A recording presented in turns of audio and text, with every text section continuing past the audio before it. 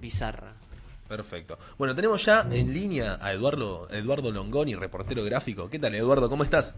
Hola, ¿qué tal? Buenas tardes, ¿cómo andan? Todo bien. ¿Vos cómo estás? ¿Todo en orden? Bien, acá terminando de jugar un partido de fútbol. ¿Cómo saliste? Te pregunto, ya que ya vamos a hablar un poquito, empezamos Y así. salimos 5-3, así que ganamos, hice 2 goles, bien. Excelente. 2 Buena goles. tarde. Rústico no sos, me imagino que entonces jugás arriba. Si metiste 2 goles de los Y 5 ahora del juego equipo. arriba porque no puedo moverme, si no. Bueno, bien, bien, bien. ¿9 de punta o te quedás de 9? Pescador. Sí, me quedo más que de 9 de florero en el área. ¿Alguna cae? ¿Lírico Claro. o rústico? ¿Cómo es eso? Sí, ¿A un poco colocar o rústico, puntín? un poco rústico. Un poco rústico, pero lo importante es que entre la pelota, nada más. Claro, lo importante es correr un poquito con los amigos. Exactamente, esa es la actitud, el objetivo. Bueno, Eduardo, contanos un poquito, ¿cómo nació tu interés por la fotografía? Ya yendo a tus comienzos, ¿cuándo nació ese interés? Mira, mi interés, yo en realidad cuando salí del colegio secundario, bueno, hice la colimba en el 78 y en el 79 empecé mi carrera de licenciatura en historia, que era lo que más me gustaba y lo que me venía gustando desde el secundario. Sí, Y la fotografía llegó un poco de casualidad. Yo sabía hacer alguna que otra foto, habíamos hecho algunas fotos en una revista clandestina que teníamos en el Buenos Aires. Yo hice el secundario en la Nacional de Buenos Aires. Y bueno, con esa cámara y con la idea de irme un poco de la casa de mis viejos, que era un objetivo que teníamos los jóvenes en aquella época. Ahora los jóvenes les gusta quedarse con sus papás. Ah, no tienen drama ahora, olvídate. No tienen drama, claro. Y entonces, bueno, fui a pedir trabajo a una agencia de noticias, a Noticias Argentinas, un poco de cara dura, porque la verdad que yo no sabía nada más que los rudimentos de la fotografía. No tenía la más mínima especialización, venía de un colegio secundario y que la verdad que no me había alentado a eso, sino a las ciencias sociales y demás. Claro. Así que un poco llegué de casualidad y bueno, y tuve la suerte de caer en un lugar como Noticias Argentinas que fue una verdadera escuela de fotoperiodismo en esa época. Así que bueno, ahí fui aprendiendo con los colegas que eran jóvenes pero bastante más grandes que yo. Recién había cumplido 20 años y bueno, y ese fue el comienzo. La primera foto periodística que hice fue un atentado tonero a Aleman, a Juan Aleman, que era el número 2 de Martínez de Oz, en plena Sí. dictadura. ¿Te acordás Así que un poco fue qué edad también tenías? el ADN de mi fotografía, que muchas veces en esos primeros años tuvo que ver con la violencia política y social, ¿no? Claro, por el contexto donde justo empezaste a trabajar. Y en esos momentos, ¿cuáles eran tus referentes? Porque, a ver, por lo que me contás, fuiste de cara dura a tocar puerta, te tomaron y el trabajo te sirvió de escuela a la vez. Sí, claramente mis primeros referentes fueron mis colegas, mis Sí. amigos fotógrafos, Horacio Mucci, Miguel Ángel Cuarterolo, que era el editor de fotografía, un tipo muy adelantado para la época, para los años, estamos hablando de los años fines de los años 70, Daniel García, Marcelo Ranea, un montón de fotógrafos que después han hecho también con sus fotografías historia. Y por el lado de lo internacional había un fotógrafo que en realidad todavía no había dicho que las fotos eran de él. Se trata de Josep Kudelka, que era el fotógrafo checoslovaco que fotografió la llegada de los tanques del Pacto de Varsovia a Praga. Sí. Digo que no se decía todavía que las fotos eran de él porque él durante mucho tiempo vivió todavía en Checoslovaquia y después su familia vivió ahí y entonces esas fotos estaban firmadas como PP, que era Prague Photographer, y a mí esas fotos me impactaban mucho porque eran el pueblo checo tratando de resistir con nada, con el pecho a los tanques soviéticos. Claro.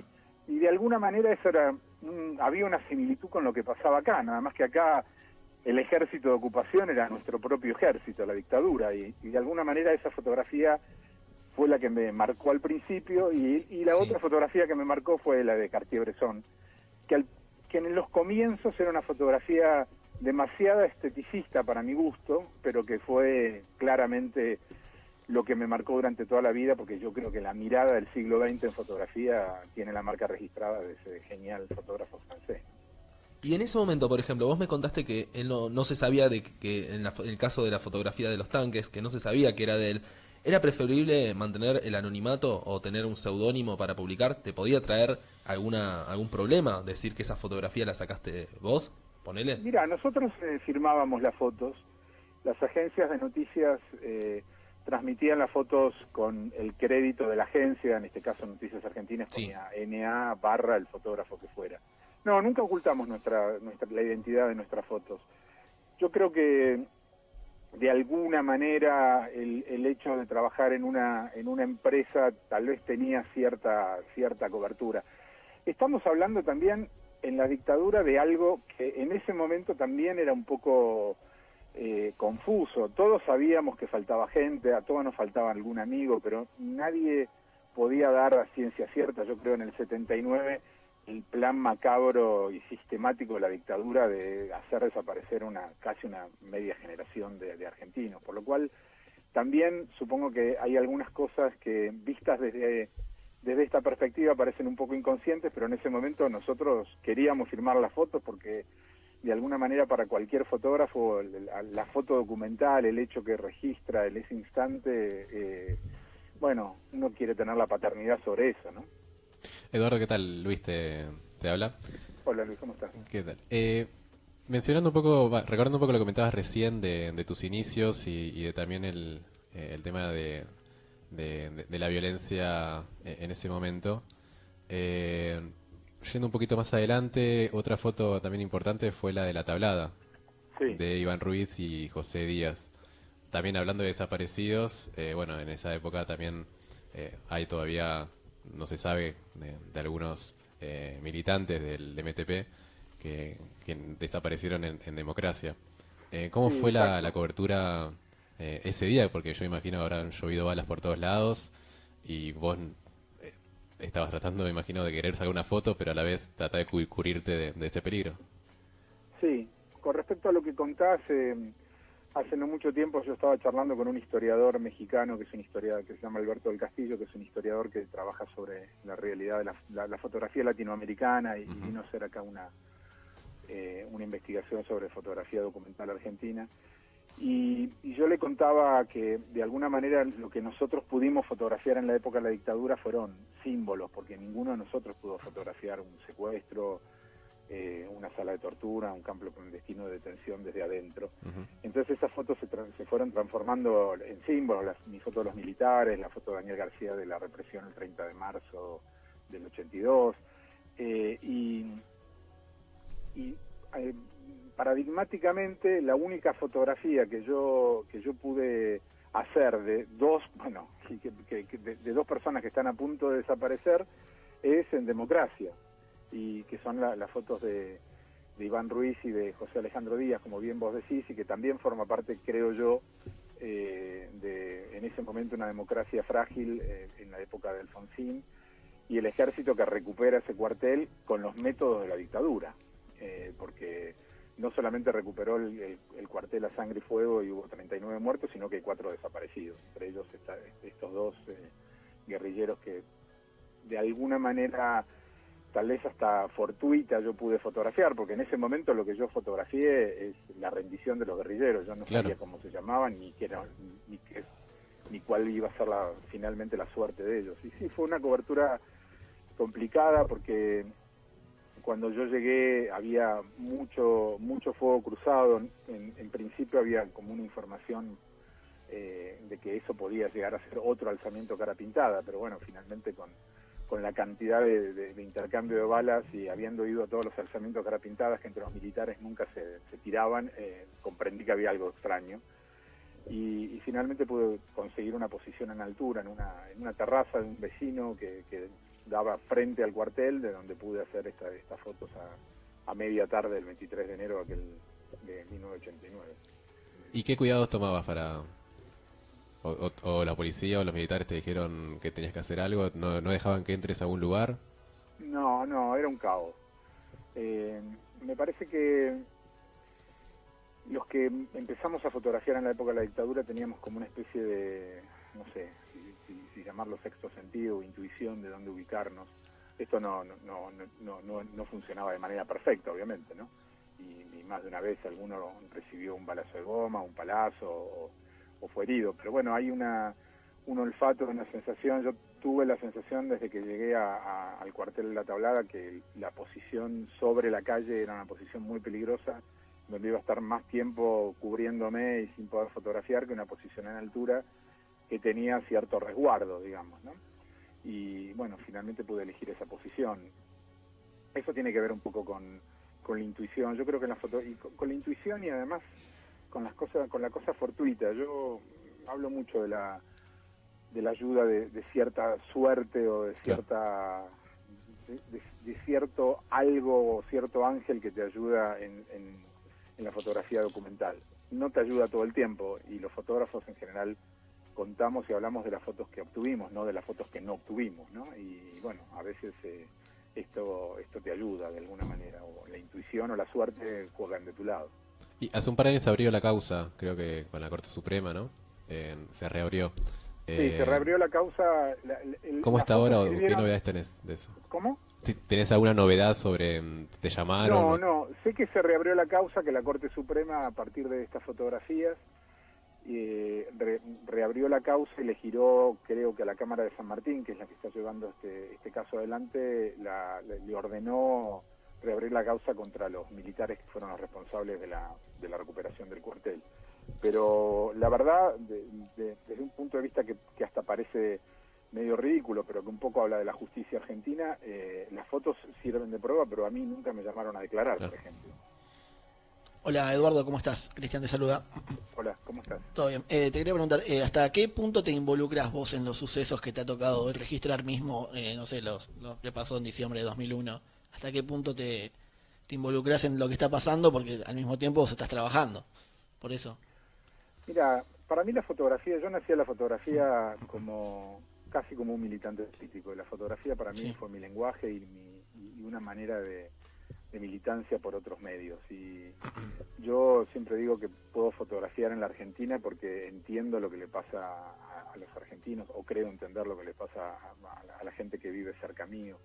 Y no podría fotografiar, cada vez que fotografío fuera de mi país, me siento como que estoy fotografiando como un turista. Así que yo creo que yo me involucro. Para mí la cámara es una herramienta para opinar.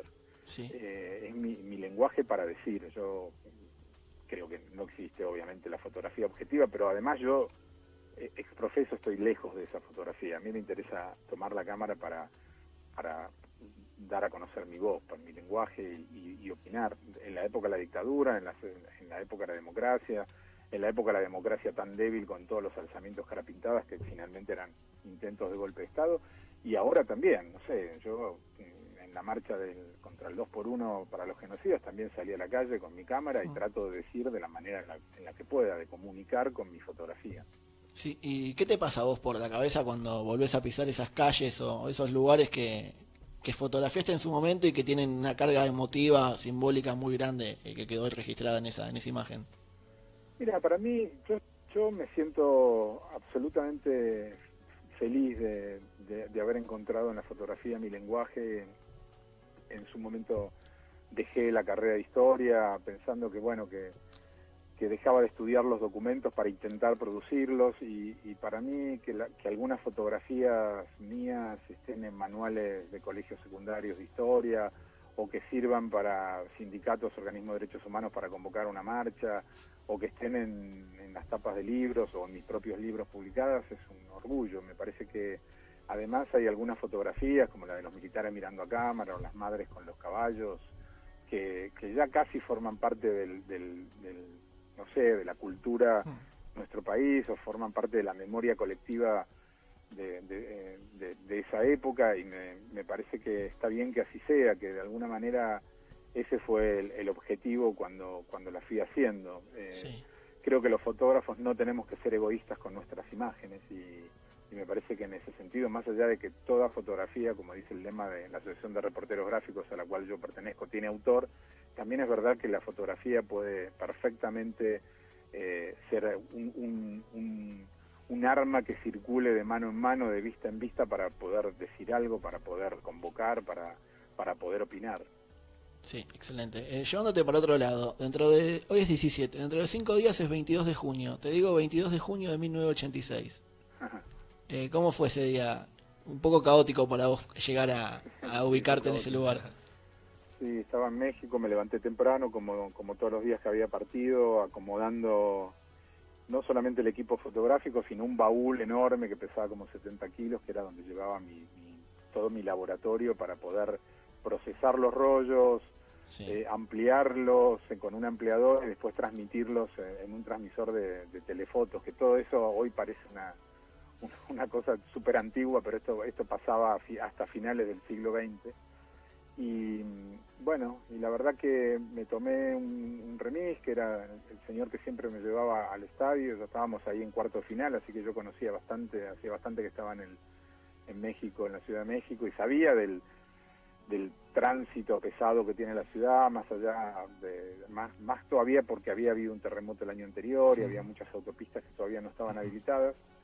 Y bueno, fue así que me quedé trabado junto con el coche, con el remis en una autopista, y llegué tardísimo para lo que hay que llegar a un partido. No es que llegué tarde cuando Argentina e Inglaterra ya habían movido la pelota, pero llegué 40 minutos antes de que empiece el partido. Tenía que armar mi laboratorio en una oficinita en las entrañas del Estadio Azteca, y bueno, quedé muy mal ubicado. Los fotógrafos tenemos una cuestión de mucha prolijidad para ubicarnos de acuerdo a la llegada de cada uno, así que me quedó solamente una sillita cerca del palo izquierdo de Peter Shilton en el primer tiempo, y esa posición se replica en el segundo. O sea, a nadie se le ocurre salir corriendo y robarle el lugar a un colega, digamos, ¿no? Claro.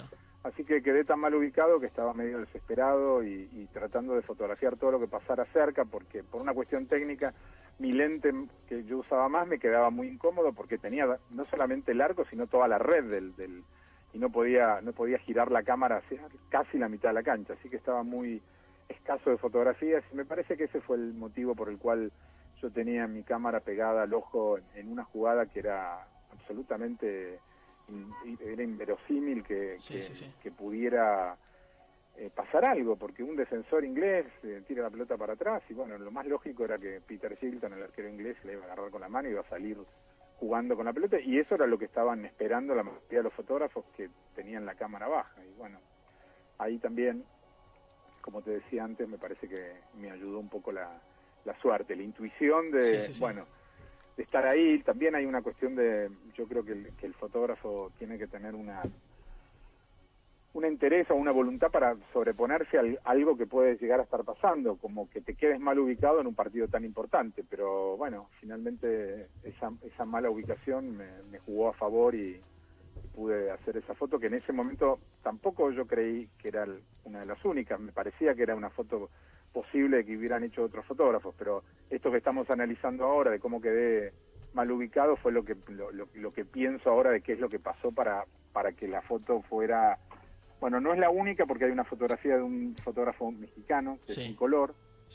Pero bueno, esta foto lo que pasaba era que, bueno, primero que yo trabajaba en una agencia de noticias, y una agencia la replica mucho más fácilmente que un diario, y además que la mayoría de los diarios en esa época publicaban sus fotografías en blanco y negro, así que esta fotografía se viralizó, como se dice ahora, muy rápidamente. Tal cual. Y en el momento que disparaste, vos tuviste la sensación de que había algo cuando sacaste esa foto, porque hay un fotógrafo saca una foto y automáticamente mira en la pantallita lo que salió. Vos tuviste que hacer todo el proceso de revelado y te encontraste con... Mira, yo me pareció era una imagen rara. Yo sabía que lo que había pasado lo tenía en foco, porque aparte en ese momento también había que enfocar, ¿no? No había autofocus. Claro. Pero yo no podía dar crédito que la pelota hubiera sido impulsada por el puño. Lo que sí me decían los fotógrafos que estaban al lado, y que como no lo habían fotografiado, lo habían visto desde muy cerca, el gol había sido con la mano. Pero la verdad que yo pude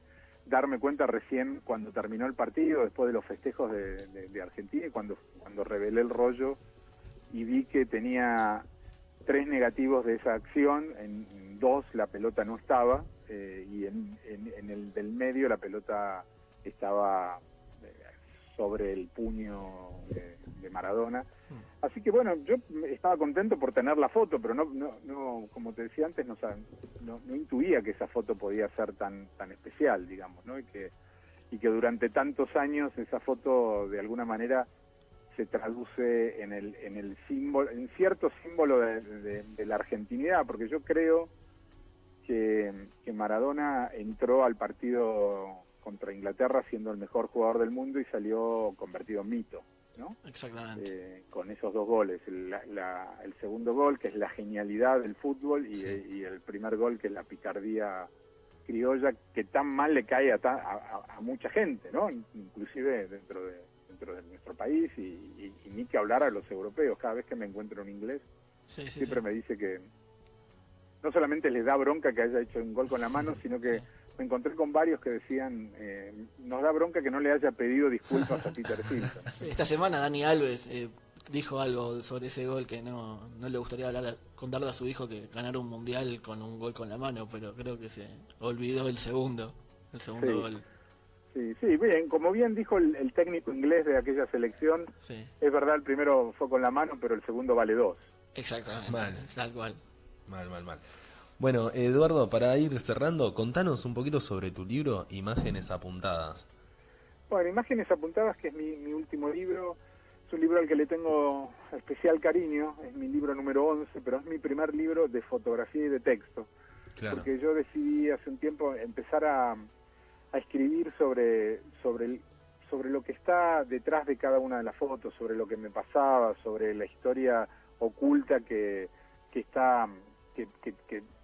trasunta cada una de estas fotos. Se me ocurrió esto un día dando una charla, una conferencia en la Universidad del Sur en Bahía Blanca, y estaba contando sobre mi fotografía política, mi fotografía social, y me di cuenta que las fotografías iban a quedar, que ya muchas de estas fotos están publicadas en muchos libros, como te decía antes, en manuales tal vez del colegio secundario, en tesis de universitarios, pero lo que yo podía contar en primera persona lo estaba contando, y esas palabras iban a volar y iban a quedar.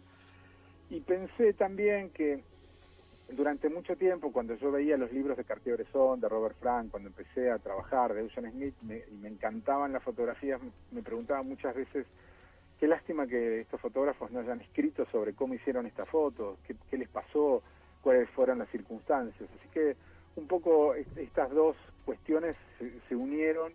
A mí siempre me gustó escribir y bueno, me puse un poco al principio a garabatear algunos escritos sobre las fotos, y después ya me lo tomé más en serio, y de alguna manera estas son 27 historias que cuentan a lo largo del libro un poco también mis años dentro del fotoperiodismo, desde la primera fotografía, ese atentado alemán en el 79, hasta la última fotografía que yo hice hasta cerrar el libro, que fue la recuperación del nieto de Estela de Carlotto, pasando por mi fotografía política, mis retratos de Sábato y Benedetti, retratos de Charly García y Mercedes Sosa, el Gauchito Gil, La Fe, que es un trabajo que también yo desarrollé durante muchos años, y fue un poco contar este backstage de cada una de estas fotos, y bueno, estoy contento con el resultado. Son fotos que fueron casi todas muy publicadas, pero lo que me interesaba era un poco acompañar con este texto algo que yo nunca no había visto con otros, que hicieran otros fotógrafos. El único fotógrafo que escribió, o uno de los únicos fotógrafos, pero que a mí me gusta mucho, que escribió un libro sobre su fotografía, es Robert Capa, el genial fotógrafo de guerra, que hizo un libro que se llama Ligeramente Desenfocado, y que cuenta toda la historia de la Segunda Guerra Mundial, donde él participó activamente y tiene fotos tan memorables como el desembarco del día D. Y así que bueno, es un resultado. Ahora me gusta esta cuestión de la fotografía y la escritura. Estoy metido ahora en otro tema que tiene que ver con eso también. Excelente, así que muy recomendable. La verdad que los libros de fotografía son muy lindos para ver. La verdad que te encontrás con historias, y la verdad que está muy bueno. Eduardo, te agradecemos muchísimo tu tiempo por la nota. La verdad que es notable tu laburo de todos estos años, y la verdad que es muy admirable lo tuyo. Bueno, muchas gracias por llamar y bueno, buenas tardes. Hasta luego. Chao. Acá pasa Eduardo Longoni, muy buena nota, muy buena. Está como para agarrar y buscar muchas fotos. Sí, sí, la verdad que uno quizás la imagen la de Maradona, la del gol con la mano, que se ve Circuló clarísimo y la mano como cuando increíble. está por tocar. Captó el momento y circuló el Sí, mundo. sí, pero, Me parece pero muy detrás de bueno. esa imagen Muy está loco la que historia. sea otra vez. Que las cosas importantes son una suma de casualidades Sí, que no sí, deberían sí, sí. haber pasado incluso. Tal cual, esa cosa de que Lo del remis y Sí, que sí, llega sí. tarde y que se ubica donde no tiene que ir. Sí, esa cosa que tiene 3 fotogramas, hay 2 que no está la pelota y en el Y en tercero una está. aparece. Eso es muy bueno. Es para hablar una hora o más con, Sí, todavía sí, con el sí. tipo. Sí, sí, y más si te va a contar la historia detrás de cada foto. Pero está muy bueno esto de la pregunta que le hiciste del contexto de la foto de Maradona. Sí, ¿Quién sí, hubiese sí. pensado que era que llegó tarde, estuvo No, mal no, es una ubicado? gran historia. Es una No, gran es historia. una gran historia. Bueno, hemos llegado ya a la trecha final del programa, ya nos vamos despidiendo, se nos pasó volando. Y también nos tuvimos que meter 2 notas al hilo. Porque Así es. Ángel Sánchez se ve que estaba durmiendo la siesta. No, Dos estaba al hilo. trabajando, no Estaba estaba trabajando. durmiendo la Dos al hilo, nada común en nosotros. 2 al hilo. 2 al hilo, nada como. Habla por vos, no sé. ¿Quién sos? Bueno, gente, nos reencontramos el sábado que viene. Vos no. Yo no Te voy a vas estar por yo. un mes. Me voy por un mes. Una cosa, tené cuidado y no vuelvas hecha una zorra francesa, por favor. Para nada, me va a cuidar bien. Tori. Va a volver cambiado de Sí, mente cuando. ¿viste cómo viene? No, es otro mundo. No, es otro, no, te no. abre la Vestido cabeza. con- Voy a cabeza. venir como todos, voy a Con decir las mismas chupines, frases. con esas cosas así, ¿no? Bufanda. Tori, no te enfermes, No te No, enfermes, no, no, no. Tori va a quedar al volante. Y Sí, bueno, vamos a después chocar del fitito. va a ser como una moto y 2 sidecar. Ellos me lo costados. Hacete, dale. Después hacete una de imagen vos que carré tenés el loser. Photoshop. No uno, dos. 2, increíble. Así que bueno, quédense el sábado que viene. Yo ya no voy a estar por un mes, pero bueno, van a estar acá la mesa del equipo completo. Seba, Lucho y Tori. Quédense en Radio Arroba y nos reencontramos el sábado que viene con los chicos. Yo no estoy. Sean